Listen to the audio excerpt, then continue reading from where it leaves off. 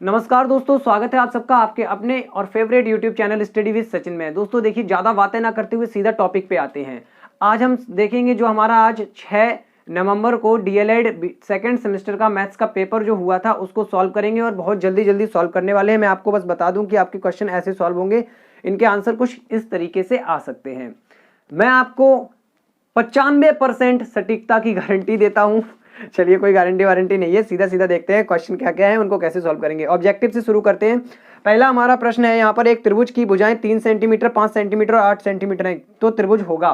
तो सिंपल सी बात है दोस्तों, त्रिभुज बनाने के लिए देखो एक कॉन्सेप्ट होता है, 3, 5, 8 की भुजाएं दी गई हैं।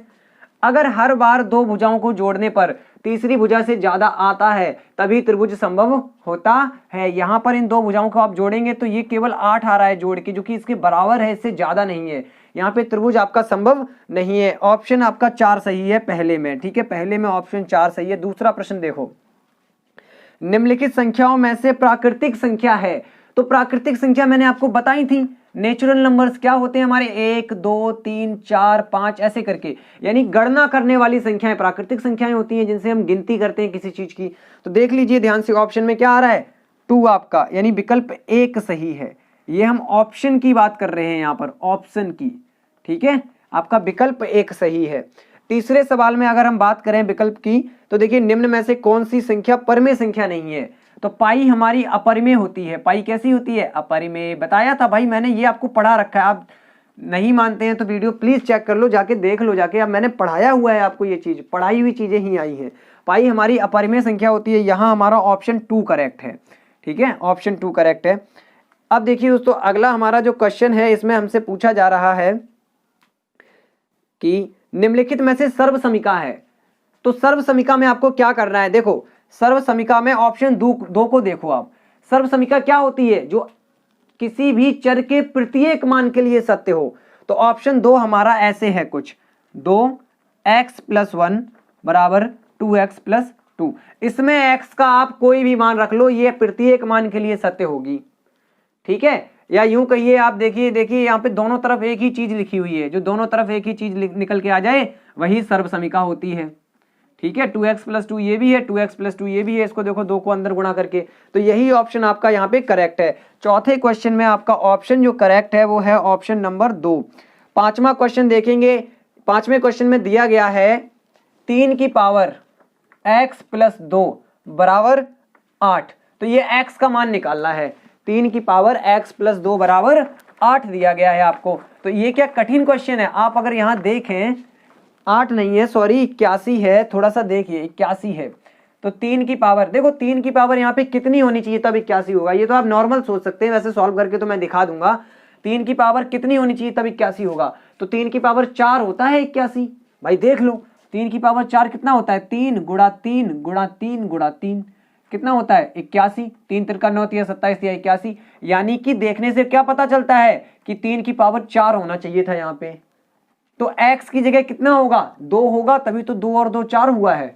तो x की जगह क्या होगा, 2 होगा। अगर आपको सॉल्व करके निकालना है तो सीधा 3 की पावर x + 2 = 81 को लिख सकते हैं। 3 की पावर 4, तुलना करने पर बेस इक्वल है तो घातें भी इक्वल होंगी। x + 2 = 4, x = 2 उधर चला गया तो 4 - 2 कितना आ गया, 2 आ गया। ये आपका देखो, वैसे तो ये नॉर्मल सोचने वाला क्वेश्चन था, इसमें ज्यादा कुछ नहीं था।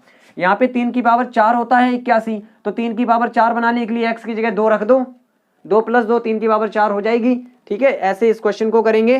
तो यहाँ हमारा ऑप्शन जो करेक्ट है आपके पांचवें और अंतिम बहुविकल्पीय सवाल में, ऑप्शन आपका करेक्ट है 1। आप इनको मिला लीजिए, ये आपके ऑप्शन यहाँ पे करेक्ट है। अब क्वेश्चन जो सॉल्व करने वाले हैं उनको सॉल्व करते हैं, ठीक है। ये आप मिला लीजिए, ये रहा, मैं हट गया थोड़ा सा, ये देख लो आप, ये चीज है सब कुछ। अब आगे सॉल्व करते हैं बचे हुए क्वेश्चंस को। तो हम देखेंगे, देखो अब सॉल्व करने वाले क्वेश्चन में भी सारे क्वेश्चन ऐसे नहीं थे कि जो आपको फंसा दें। बहुत सरल सरल और बहुत ही आसान क्वेश्चन आए थे, एक क्वेश्चन को छोड़कर जिसमें बात कही गई थी समदूरस्थ की, तो वो भी बहुत सरल है। बस आपको कंसेप्ट नहीं पता था, और मैं भी आपसे क्षमा चाहूंगा, मैंने वो कंसेप्ट बताया भी नहीं था। समदूरस्थ जो नाम था, वो समदूरस्थ नाम थोड़ा सा हटके हो जाता है, बाकी वो पुरानी ही चीज है सारी। देखो छठवां सवाल, छठवें सवाल में कहा गया है कि x² - 7x प्लस 6 बराबर 0। हल करना है इसको, क्या करना है, हल। हल मतलब x का मान निकाल के लाना है, और द्विघात समीकरण है तो x के 2 मान आने वाले हैं। सॉल्व करते हैं, गुणनखंड करो x स्क्वायर, इस 6 के गुणनखंड के रूप में इसको हम लिख देंगे तो क्या हो जाएगा 6x minus x plus 6 is equal to 0। तो यहां से x कॉमन, तो x माइनस 6 बचा, यहां भी x माइनस 6 ही लाना है, ये सब तो मैं करा चुका हूं, तो -1 कॉमन आ जाएगा बराबर में 0।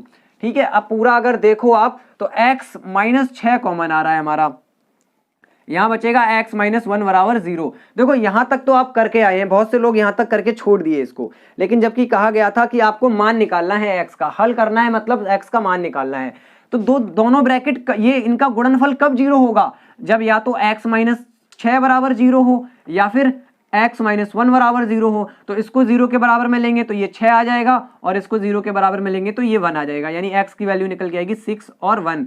आप यहाँ पे रख के सेटिस्फाई भी कर सकते हो। देखो 6 रखें, अगर इसमें 6 रखेंगे तो क्या आएगा 6 छिंग 36, 6 का स्क्वायर है ना, तो 6 छिंग 36। ठीक है, उसके बाद माइनस 7 छिक्का 42 और प्लस 6 बराबर में 0 आना चाहिए। तो देख लो 36 और 6 42 होता है, माइनस 42 है बराबर 0, तो 0 बराबर 0। देखो दोनों वैल्यू सेटिस्फाई करेंगी। एक यहाँ पे रख दो तो 1 का स्क्वायर 1 हो गया, माइनस 7 1 7 हो गया, प्लस 6, इनको भी सॉल्व करेंगे तो 1 का स्क्वायर 1 ही आता है, 6 और 1 7, 7 माइनस 7 बराबर 0 ही आएगा, क्योंकि हमारा इधर 0 है। देखो आपको ये नहीं करना है, मैं ये बता रहा हूँ, ऐसे आप अपने आंसर चेक कर सकते थे निकाल के। ठीक है, ये आपके आंसर सही है या नहीं है। नेक्स्ट क्वेश्चन देखेंगे दोस्तों, थोड़ा सा जल्दी जल्दी कर रहे हैं, स्पीड में कर रहे हैं, तो आप अपनी आंसर मिलाइए अभी। ठीक है, अगर आपको एक्सप्लेनेशन चाहिए एकदम बारीकी से तो प्लीज कमेंट में बता दीजिएगा। वैसे एक्सप्लेन करने की क्या जरूरत पड़ेगी, अब तो भाई एग्जाम निकल गया है इसका, लेकिन आपको सवाल तो करने आने ही चाहिए। अगला हमारा सवाल है 5 पुस्तकों का मूल्य, 7वां क्वेश्चन देखेंगे।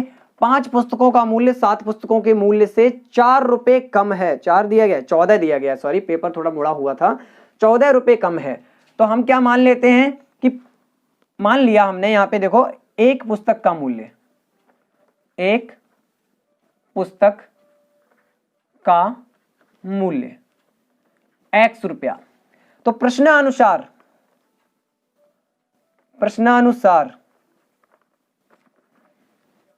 5 पुस्तक का मूल्य यानी 5x रुपया और 7 पुस्तक का मूल्य 7x रुपया। तो कौन सा 14 कम है, आपको पता है कि ये 14 कम है, इससे ऐसे कर दो, सीधा सीधा समीकरण बन गया। 5x और 7x को बराबर में रखो, ऐसे समीकरण बनाने सिखाया था ना मैंने, एक चर वाला रैखिक समीकरण है, बहुत ही सरल चीज है ये। 5x और 7x को बराबर में रखा, और हमें पता है कि देखिए ये संख्या बड़ी आएगी क्योंकि 7 पुस्तकों का मूल्य ज्यादा आएगा, इसमें से 14 घटा दिया, ये 14 कम था तो बराबर करने के लिए 14 घटा दिया। तो यहां से हमारा देखिए 14 को इधर ले आओ तो 14 इधर आ गया, और ये 5x उधर चला गया तो माइनस में हो गया। कुल मिलाकर 14 बराबर बचा आपका 2x, यानी 2x बराबर क्या आया 14, तो x बराबर 14 बटे 2 यानी कि 7 रुपये। 7 रुपये यहाँ आपका आंसर होगा। बहुत ही सरल तरीके से हमने ये सवाल भी हल कर लिया। बताइए कोई दिक्कत थी इस क्वेश्चन में? इस क्वेश्चन में भी कोई दिक्कत नहीं थी। चलो आगे देखते हैं, अगले क्वेश्चन को देखेंगे अब हम। अगला क्वेश्चन हमारा क्या है, यहाँ से देखिएगा 8वां सवाल। 8वां सवाल आप देखेंगे, देखिए जल्दी जल्दी करवा रहा हूं आपको सॉल्व। 8वां सवाल हमारा है, 8वां क्वेश्चन दिया है a + 1/a बराबर 3 और मान निकालना है यहाँ पर a स्क्वायर। इस टाइप के क्वेश्चन भी कराए थे भाई, ठीक है, इस टाइप के क्वेश्चन भी कराए थे। दोनों पक्षों का वर्ग कर दो, दोनों पक्षों का वर्ग करेंगे तो ऐसे लिख देंगे, ठीक है। यहाँ हो जाएगा a square + 1/a square + 2 × a × 1/a, a + b के होल स्क्वायर से खोला है, a square + b square + 2ab बराबर में आ जाएगा 3 का वर्ग होता है 9, ये कैंसिल, बचा क्या a स्क्वायर + 1/a स्क्वायर + 2 = 9। क्या आया हमारा a square + 1/a square = 9 - 2 = 7, which means इसका मान निकला 7, यहां मान निकल के आया 7। इसका आंसर ये होगा, ठीक है दोस्तों। उम्मीद करता हूं आप लोगों का आंसर सही होगा, ठीक है। चलिए नेक्स्ट क्वेश्चन देखते हैं, 9वां क्वेश्चन। 9वां हमारा क्या क्वेश्चन है? 9वां क्वेश्चन भी एक बढ़िया क्वेश्चन है और आपका किया हुआ क्वेश्चन है, आपका किया हुआ क्वेश्चन है। ऐसा नहीं कि आपने किया नहीं है, आपने किया है। कहा जा रहा है एक बगीचे में 2025 पौधे हैं, तो आपसे कहा गया है कि प्रत्येक पंक्ति में उतने ही पौधे हैं जितनी बाग में कुल पंक्तियां। अभी हाल फिलहाल की प्रैक्टिस वीडियो में ये क्वेश्चन मैंने करवाया था। देखिए प्रत्येक पौधे प्रत्येक पंक्ति में उतने ही पौधे हैं जितनी की बाग में पंक्तियां। केस बनेगा स्क्वायर वाला, वर्ग वाला। ये हमने मान लिया था बाग में पंक्तियां दी गई हैं इतनी, या फिर कुल पौधे इतने लगे हुए हैं। ठीक है, तो पूछा गया है कि कुल कितने पौधे हैं, तो भाई जितने पौधे हैं उतनी ही पंक्तियां। एक नंबर x मानो, दूसरा अपने आप x होगा, जितने पौधे उतनी पंक्तियां। ठीक है, तो ये x इंटू एक्स कुल पौधे आएंगे हमारे 20-25, एक्स स्क्वायर बराबर 20-25, 25 है यहाँ पर 20-25। ठीक है, तो x बराबर क्या आएगा, अंडर रूट 20-25। तो 20-25 का वर्गमूल निकाल दो, x बराबर क्या हो गया 45। 45 पौधे या पंक्तियां, अब सीधा लिख सकते हो। अगर पौधे पूछे जाए कुल पौधे कितने होंगे एक पंक्ति में, तो इतने होंगे, और बाग में पंक्तियां कितनी होंगी कुल, तो इतनी ही होंगी, क्योंकि दोनों चीज बराबर ही कही गई है क्वेश्चन में, आप खुद पढ़ सकते हो। ठीक है, ये हमारा आंसर होगा इस क्वेश्चन का, 45 इसका आंसर आएगा। चलिए 9th के बाद हो गया हमारा 10th वाला देखेंगे। अब 9th हो चुका है, 10th क्वेश्चन देखिएगा। थोड़ा सा भी चुप नहीं रह रहा हूं भाई, कंटिन्यू बोल रहा हूं, तो आप लोग प्लीज वीडियो को पूरा देखें और अपने सारे क्वेश्चन को सही से मिलाएं, कहीं आपके गलत तो नहीं हो गए। 10वां प्रश्न में कहा गया है कि एक पुस्तक का मूल्य, देखिए दोस्तों नॉर्मली एक पुस्तक का अगर 50 रुपए की आती है तो 5 पुस्तक आप खरीदेंगे तो 50 का उसमें गुणा कर देते हैं। इसी प्रकार इन दोनों में भी गुणा ही हो जाएगा। तो हम गुणा कैसे कर सकते हैं ये आप देख लो बस इसका, और आप अपना आंसर मिला लेना। 5x square plus 2x plus 1, इनका करना है मल्टीप्लाई। तो इनका मल्टीप्लाई करना है तो पहले 2x से कर देते हैं पूरे में, तो 10x cube plus 4x square plus 2x। ठीक है, इसका इसमें पूरे में कर दिया तो 2 पंचे 10x क्यूब हो गया, और 2 दूनी 4x स्क्वायर हो गया, और 2 का एक में 2x का एक में करेंगे तो 2x आ गया, प्लस 5 का कर देते हैं पूरे में, तो 5 पंचे 25x स्क्वायर प्लस 5 दूनी 10x प्लस 5। यहां से इसको थोड़ा सा कैलकुलेट कर लें तो ये 10x क्यूब वाला तो किसी के साथ कैलकुलेट नहीं होगा, लेकिन हमारा स्क्वायर वाला जुड़ जाएगा, तो क्या आ जाएगा 29x स्क्वायर, और ये दोनों भी जुड़ रहे हैं। सारे नंबर प्लस में है तो आप समझ गए होंगे कि कितना आसान सवाल है। माइनस में देते तो थोड़ा सा दिमाग भी दौड़ाना पड़ता, यहाँ तो सीधा सीधा हो रहा है 8x प्लस 5, ये बचा लास्ट में। ठीक है, ये आ गया था पहले, ये बचा लास्ट में, बीच वाले आपस में जुड़ के कैलकुलेट होके यहाँ पे आ गए हैं। 25 4 29 हो गया, 2 और 10 8 हो गया। यहाँ से आप चेक कर सकते हैं गुणा अगर आपका सही है तो आंसर भी सही आया होगा। तो चलिए इसका आंसर ये था हमारा, इसको आप देख लीजिएगा एक बार और, अगर आप चाहें तो मैं कर सकता हूँ। देखो 2 का इसमें पूरे में गुणा किया तो ये यहाँ तक आएगा, 2 पंचे 10x क्यूब, आपका 2 दूनी 4x स्क्वायर, और आपका 2 एकन 2x। ठीक है, फिर 5 का गुणा करेंगे तो 5 पंचे 25x स्क्वायर, 5 दूनी 10x और 5 एकन 5। अब यहाँ पे हमने जोड़ के लिख लिया, बस और कुछ नहीं किया है। आगे देखिएगा दोस्तों, आगे हमारा जो क्वेश्चन है, हाँ इस पेपर का सबसे कठिन क्वेश्चन, एक्चुअली में इस क्वेश्चन को ही पूरा 5 नंबर का होना चाहिए था। देखिए क्या है कि कठिन नहीं है बिल्कुल भी, आप लोगों ने कठिन बना रखा है। -1/2 तथा 5/4 के बीच की समदूरस्थ संख्याएं बतानी है 2। भाई अगर मैं इसको और सिंपल तरीके से समझाऊं तो आपने इनके बीच में परमेय संख्याएं तो निकाली ही होंगी, कि 2 संख्याओं के बीच में परमेय संख्याएं कैसे निकालते हैं, वही कंसेप्ट यूज हो रहा है यहाँ पर। आप क्या करो, देखो बहुत सरल तरीका बताता हूं आपको, कोई नहीं जोड़ के 2 से भाग करना, वरना छोड़ो उसको।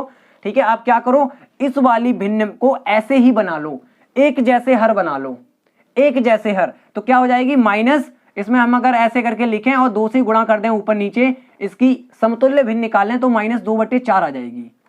ठीक है, और एक हमारे पास है 5/4। तो इनके बीच में देखो कौन कौन सी संख्याएं आ रही हैं, एक आएगी -1/4, ठीक है, एक आएगी आपकी 0/4, और एक आपकी आएगी 1/4, एक आपकी आएगी 2/4, एक आपकी आएगी 3/4, एक आएगी 4/4, और एक आएगी 5/4 लास्ट में। तो पहली ये है हमारी, एक्चुअल में ये है क्या, ये -1/2 ही है भाई, काट के देख लो इसको, ये लिखा क्या है -1/2 ही लिखा है। अब आप कहेंगे सर क्वेश्चन कैसे करना था, तो क्वेश्चन ऐसे ही करना था, यहां से उठा के आप सीधा लिख देते कि ये सभी समदूरस्थ हैं। देखो ना सब 1/4 की दूरी पर लिखी हुई हैं, लिखी है कि नहीं, सब 1/4 की दूरी पर लिखी हुई है भाई, आप खुद देख सकते हो सारे नंबर 1/4 की दूरी पर हैं।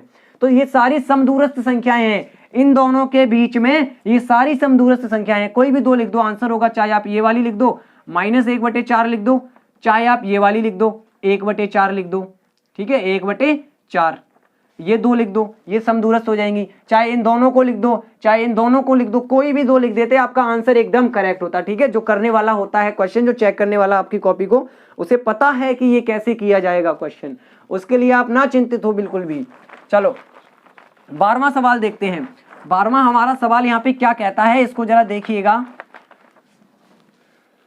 12वां हमारा सवाल है, बहुत इजी क्वेश्चन दिया गया था, एकदम फॉर्मूला बेस्ड सवाल है। x की घात 4 बाई माइनस एक्स बाई की घात 4। भाई x और y सीधा सीधा कॉमन ले लो, अंदर बचेगा x q minus y q. ये होता है एक फॉर्मूला, x और y बाहर रहेगा, ये फॉर्मूला खोल दो, x माइनस वाई एक ब्रैकेट में, x square plus y square plus x y दूसरे ब्रैकेट में। अब कोई लोग क्या किए होंगे, ये एक्स वाई को यहाँ और वाई स्क्वायर को यहाँ लिख दिए होंगे, कोई बात नहीं है, वो भी सही है, एक ही बात है भाई, टेंशन मत लो। फॉर्मूला जैसे प्लस में है दोनों नंबर, आप आगे पीछे लिख सकते हो, कोई दिक्कत वाली बात नहीं है। अगला क्वेश्चन देखेंगे दोस्तों, अगला हमारा क्वेश्चन है यहाँ पर 13वां सवाल जो हमारा है। 13वां सवाल देखो, 13वां सवाल क्या कह रहा है कि एक वर्गाकार मैदान की भुजा 28 मीटर है, ये आपने बनाया वर्ग, ठीक है, इसकी भुजा दी गई है 28 मीटर और कह दिया गया मैदान के अंदर चारों ओर 2 मीटर चौड़ा रास्ता है। भाई अंदर की तरफ चारों ओर मतलब कुछ इस प्रकार का 2 मीटर चौड़ा रास्ता है, तो ये हो गया आपका 2 मीटर, ठीक है, ये हमने लिख लिया 2 मीटर। भाई 2 मीटर इधर है चौड़ा, तो 2 मीटर इधर भी तो है, तो 2 मीटर ये हो गया। अब अंदर वाले वर्ग का क्षेत्रफल पूछा गया है कि पैदल चलने वाले रास्ते के लिए छोड़ा गया है शेष मैदान का क्षेत्रफल, इसका क्षेत्रफल पूछा गया है। ये भी तो एक वर्ग है, अगर आपको इसकी भुजा मिल जाए तो आप क्षेत्रफल बता देंगे, तो भुजा तो आपको मिल गई ना, 2 इधर से कम 2 इधर से कम, आ गया आपका 24। वर्ग की भुजा मिल गई तो अंदर वाले भाग का क्षेत्रफल निकाल लो, तो कितना आना चाहिए था, 24 गुणा 24, भुजा का वर्ग होता है 24 का वर्ग बताओ 576 मीटर स्क्वायर, ये आपका आंसर आना चाहिए था 576 मीटर स्क्वायर। ठीक है दोस्तों, एक बार देख लो, घूर के देख लो, तब तक मैं देख लेता हूँ वीडियो चल रही है या नहीं। ठीक है, ये आपका आंसर है 576 मीटर स्क्वायर आपका आंसर है। ओके, 14th क्वेश्चन देखते हैं। 14th हमारा क्वेश्चन है भाई, क्या क्वेश्चन है कि दो समरूप त्रिभुजों के परिमाप दिए गए हैं आपको, समरूप त्रिभुजों के परिमाप। भाई समरूप त्रिभुज की एक कंडीशन आपको याद रखनी थी कि सभी संगत भुजाओं का अनुपात जो होता है उसमें बराबर होता है। अगर मैं मान लूं उसकी भुजाएं दो त्रिभुज है ऐसे करके, देखो मान लूं, चलो ये समरूप त्रिभुज हो गई, ठीक है, ये हमने समरूप त्रिभुज मान ली, ये भुजा A1 ये A2, ये V1 ये B2, ये C1 ये C2, ठीक है। तो यहाँ पे कुछ नहीं होता है, बस संगत भुजाओं का अनुपात हमेशा बराबर होता है, A1 बटे A2, B1 बटे B2, C1 बटे C2। आप कह दो सर इसमें भुजाओं की तो बात ही नहीं की, तो हम भुजाएं लेंगे भी नहीं, यहाँ इनका परिमाप भी बराबर होगा इसी अनुपात में, ठीक है, परिमाप भी इसी अनुपात में बराबर होता है, लेकिन क्षेत्रफल इनके अंडर रूट के अनुपात में बराबर होता है, area of 1 upon area of 2। मैंने बताया था समरूपता में ये चीज कंफर्म बताई थी, आप वीडियो में देखो, हमें बस ये दोनों चीजें यूज करनी है यहां से यहां तक की। परिमाप आपको दिए गए हैं, देखो परिमाप क्या दिए गए हैं, यहां मैं बताता हूं आपको, परिमाप दिए गए हैं 40 और 50, तो हम क्या लिख सकते हैं, 40 बटे 50 बराबर A1 बटे A2 अंडर रूट में, दोनों पक्षों का वर्ग करने पर हो जाएगा 1600 बटे 2500 बराबर A1 बटे A2, इधर से अंडर रूट हट गया, दोनों जीरो कैंसिल, A1 अनुपात A2, आपको बताना था अनुपात ज्ञात कीजिए, तो A1 अनुपात A2, A1 बटे A2 लिखा है, इसको अनुपात में भी तो लिख सकते हैं, क्या आ गया निकल के 16 अनुपात 25। ऐसा अगर आप करके आए हैं तो आपका आंसर एकदम करेक्ट है, ठीक है, अगर आप ऐसा नहीं करके आए तो आपका आंसर एकदम गलत है। चलिए देखते हैं अगले क्वेश्चन को। भाई मैंने भी 95% गारंटी ली है, पूरी नहीं ली है, ठीक है, मैंने बोला आपको सॉल्यूशन एकदम पूरा नहीं, लेकिन 95% तो सही प्रोवाइड करवाऊंगा ही, ठीक है। बाकी सारे क्वेश्चन बहुत ही ज्यादा सरल हैं, और ये भी सरल था, ये ऐसे ही होगा, आप जाके देख सकते हो। चलो अगला करते हैं 15वां सवाल। 15वां हमारा सवाल है कि आपको भाई ये इससे ज्यादा इजी क्वेश्चन क्या मिल सकते हैं, बताओ, और क्या चाहिए आपको, पीएनपी पे आप इतना नाराज होते हैं, क्या इससे ज्यादा इजी क्वेश्चन देगी क्या। देखो इनका मासा बताना है तो आप सीधा डिवाइड कर दो, ऐसे करके भाग विधि से मासा निकाल देते तो कितना आता है, ये आपका आ जाएगा यहाँ पे 0, यहाँ 1, यहाँ 1। इससे इसको डिवाइड अगर हम करेंगे तो देखिए कहीं गलती तो नहीं हुई है, ठीक है, इससे इसको डिवाइड अगर हम करेंगे तो हमारा क्या आएगा, कितनी बार जाएगा, 6 बार, तो 11 छिक्का 66 आपका होता है, यहाँ 6 और यहाँ हो जाएगा 0, तो यहाँ बचेगा 1 1 और आपका आ गया 110, तो ये आपका हो जाएगा 11 धाई 110, ठीक है, यानी 11 ने इन नंबर को काट दिया तो 11 इनका हो जाएगा HCF। लेकिन नहीं, अभी हमें लास्ट नंबर के साथ भी चेक करना है, अभी हमें लास्ट नंबर के साथ भी चेक करना है। तो हमारा यहाँ पे 1441 को 11 से भाग करके देख लो, अगर 11 इसको भी डिवाइड कर रहा है तो मासा यही होगा। तो 11 एकन 11 बचा आपका 3 34 हो गया, 11 तिया 33 बचा एक आपका ये हो गया 11, 11 एकन 11। अरे भाई साहब HCF यानी कि मासा निकला 11, ठीक है। उम्मीद कर रहा हूं आपको सवाल एकदम समझ में आ रहे होंगे। बहुत ही मस्त मस्त और सिंपल सिंपल से सवाल हैं भाई, इससे ज्यादा हलवा सवाल आपको मिल ही नहीं सकते, ठीक है।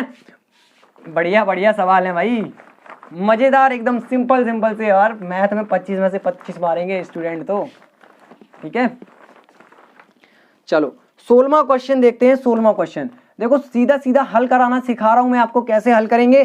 तो माध्यिका निकालने के लिए मैंने बोला था सबसे पहला काम आंकड़ों का आरोही क्रम बहुत जरूरी है। आंकड़ों का आरोही क्रम, आंकड़ों का आरोही क्रम बहुत जरूरी चीज होती है। तो आरोही क्रम में आपको सारे आंकड़े लिख लेने हैं। आंकड़े हमारे पास दिए गए थे 4 और उसके बाद है आपका 5, आरोही क्रम में लिख रहे हैं सीधा 7 9 10, ठीक है। 10 के बाद 11 12 और 12 के बाद 15 और 17, ठीक है। आप आंकड़े गिन सकते हैं कितने हैं, 3 3 6 3 9, 1 2 3 4 5 6 7 8 9, ठीक है। n बराबर 9 गिन के निकाला, पदों की संख्या 9 कैसी है, विषम। अगर विषम है तो माध्यिका का फॉर्मूला भाई बताया था, माध्यिका बराबर n+1/2वां पद। ये पद निकाल दो आप, माध्यिका आ जाएगी, यानी 9+1/2वां पद, यानी कि 10/2वां पद। एक एक स्टेप कर रहे हैं, यानी कि 5वां पद माध्यिका के बराबर में आ गया 5वां पद। तो माध्यिका बराबर क्या हो गई, 5वां पद निकाल दो भाई गिन के। माध्यिका बराबर यहां से गिनते हैं 1 2 3 4 5, 5वां पद हमारा 10 है, यानी आंसर हमारा 10 है, ठीक है दोस्तों। उम्मीद करता हूं ये सवाल भी आप लोगों का सही ही गया होगा। देखिए 17वां सवाल देखेंगे अब हम लोग। 17वां सवाल भी आसान है, बहुत ज्यादा आसान है, और 18वां भी आसान है। आपको देखिए बहुत अच्छी चीज, तो आपको कोई ग्राफ बनाने के लिए नहीं दिया गया। आप सबसे बढ़िया चीज तो ये है, ग्राफ बनाने के लिए नहीं दिया गया, टाइम वेस्ट नहीं हुआ आपका, ठीक है। पहले तो 17वां सवाल देखेंगे।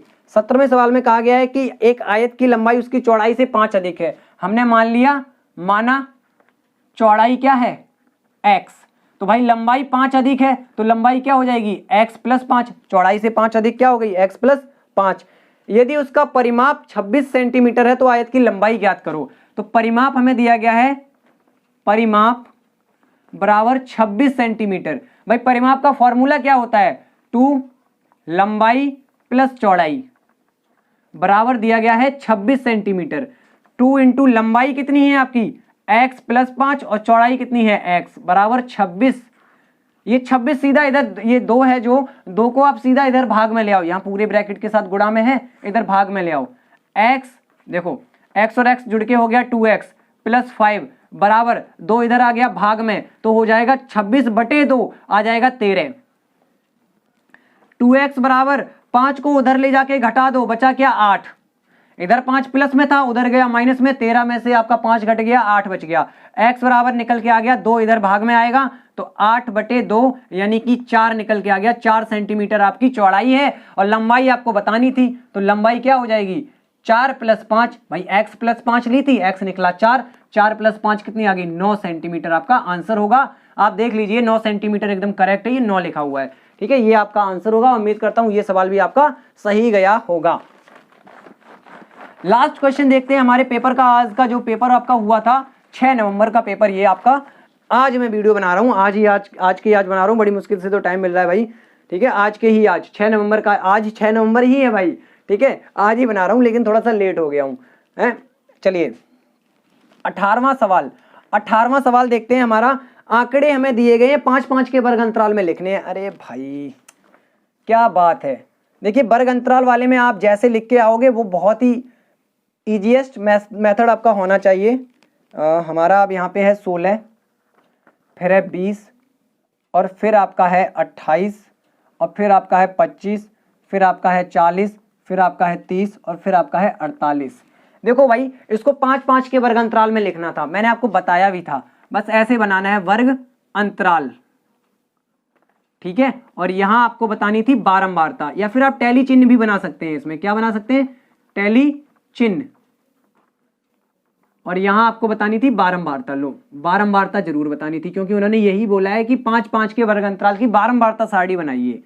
तो भाई बारंबारता सारणी बनाने के लिए वर्ग अंतराल में मैंने क्या बताया था, 5-5 की बनानी है, मतलब 0 से 5, 5 से 10, जब तक लो जब तक कि सबसे बड़ा आंकड़ा ना आ जाए 48, ठीक है, यानी 10 से 15, 15 से 20, 20 से 25, 25 से 30, 30 से 35, 35 से 40, 40 से 45 और 45 से आपका आएगा यहाँ पे 45 से 50, ठीक है। ये हमारे वर्गांतर बन गए, ठीक। अब आपको क्या करना है, इनके टैली चिन्ह, इनमें देखो 0 से 5 तक की कौन सी संख्याएं हैं, और जब क्वेश्चन करवाया था मैंने बताया था इस टाइप से अगर वर्ग अंतराल बनाओगे, देखो वर्ग अंतराल कई तरीके से बनाए जा सकते हैं, अगर आप इस टाइप से वर्ग अंतराल बनाओगे तो आपको क्या करना है, ये 5 जो है ये अगले वाले में काउंट करना है।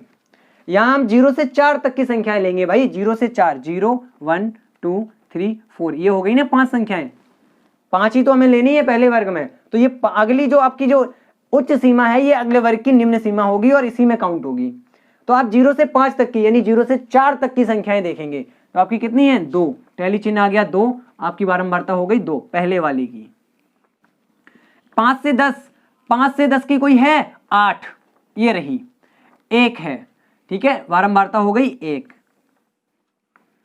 अब आपकी 10 से 15, 10 से 15 कोई है भाई, ये रही 2, ठीक है, 10 से 15 हमारी 2 रही हैं, तो हम यहां लिख देंगे टैली चिन्ह 2 और बारंबारता भी 2।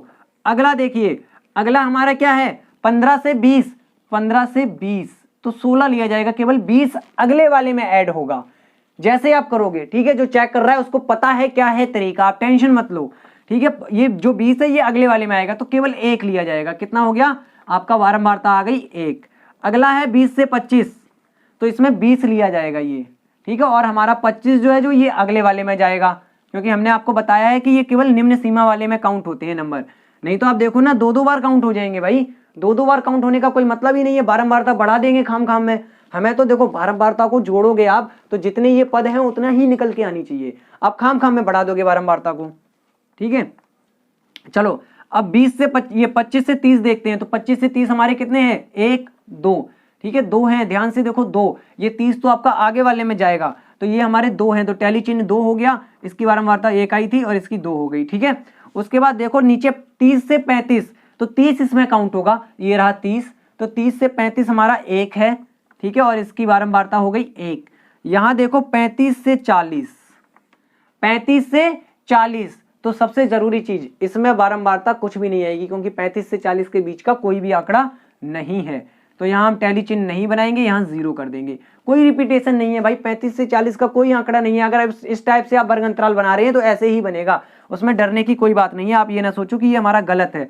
वर्ग अंतराल बनाने के कई तरीके हैं, ये आप जब पढ़ोगे ना आप बहुत डीपली तब आप समझ पाओगे इसको, ठीक है। यहाँ पे 40 से 45, तो 40 से 45 40 आ जाएगा हमारा, तो 1 हो गया इसमें, ठीक है, तो यहाँ आपकी 1 आ जाएगी। उसके बाद दोस्तों 45 से 50, तो लास्ट आपका बचा हुआ है, लास्ट ये है हमारा 48, ठीक है, 48 1 नंबर, सॉरी ये हमारा टैली चिन्ह था तो ऐसे 1 दिखाएंगे और यहाँ पे आपका 1 आ जाएगा। अब आपको क्रॉस चेक करना है कि आपका आंसर सही है कि नहीं, तो आप इन बारंबारताओं को जोड़ लो, इतने ही आपके पद होंगे। देखो 2 और 1 3, 2 5, 1 6, 1 7, 2 9, 1 10, 1 11 और 1 12, गिनते हैं 1 2 3 4 5 6 7 8 9 10 11 12, आपका आंसर एकदम करेक्ट है। दोस्तों उम्मीद करता हूं सॉल्यूशन आपको पसंद आया होगा। प्लीज अगर इस वीडियो में आपको सॉल्यूशन पसंद आया तो इसको फैला दो चारों तरफ, सभी लोग मिला लें, अपना सॉल्यूशन देख लें। चलिए मिलेंगे अगली वीडियो के साथ, अगले सेमेस्टर की जब वीडियो बनाया करूंगा तब आप लोगों से भेंट करूंगा, मिला भेंटी करूंगा ठीक है, चलिए बोलते बोलते थोड़ा सा ज्यादा बोल जाता हूँ, शब्द थोड़े से